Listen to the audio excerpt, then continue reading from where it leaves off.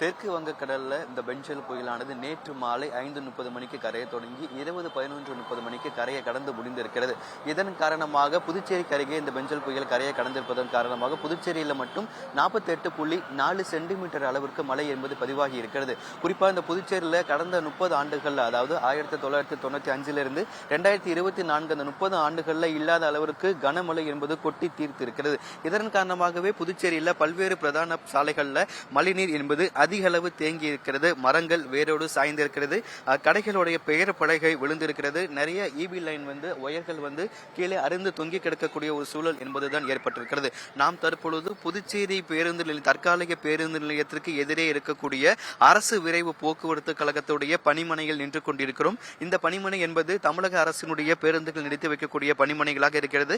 அதாவது புதுச்சேரி மாநிலத்திற்கு வரக்கூடிய தமிழக அரசு பேருந்துகளை இந்த பணிமனைகள் தான் நிறுத்தி வைப்பார்கள். மறைமலை அடிகள் நகர்னு சொல்லக்கூடிய இந்த நகரில் இருக்கக்கூடிய இந்த பணிமனையில அரசு விரைவு போக்குவரத்து கழகத்துடைய குளிர்சாதன பேருந்துகள் கிட்டத்தட்ட ஒரு 10க்கும் மேற்பட்ட பேருந்துகள் இந்த இடத்தில் நிறுத்தி வைக்கப்பட்டிருக்கிறது. தொடர்ச்சியா இந்த பணிமனையில இடுப்பளவு தண்ணீர் என்பது தேங்கி இருக்கிறது. இந்த பகுதிக்கு வெளியேவும் சாலைகளிலும் தண்ணீர் என்பது அதிக அளவு தேங்கி இருக்கிறது. பொதுமக்களுடைய பொறுத்த வரைக்கும் பொதுமக்கள் இந்த தண்ணீர் அதிகமாக தேங்கி இருப்பதை பார்ப்பதற்காக காலை முதலே அதிக அளவு வருகை புரிகிறார். ஏன்னா அவங்க ஆபத்தை உணராமல் இந்த பகுதிகளில் தொடர்ந்து போட்டோ எடுத்துக் கொண்டிருக்கக்கூடிய ஒரு சூழல் என்பது ஏற்பட்டிருக்கிறது.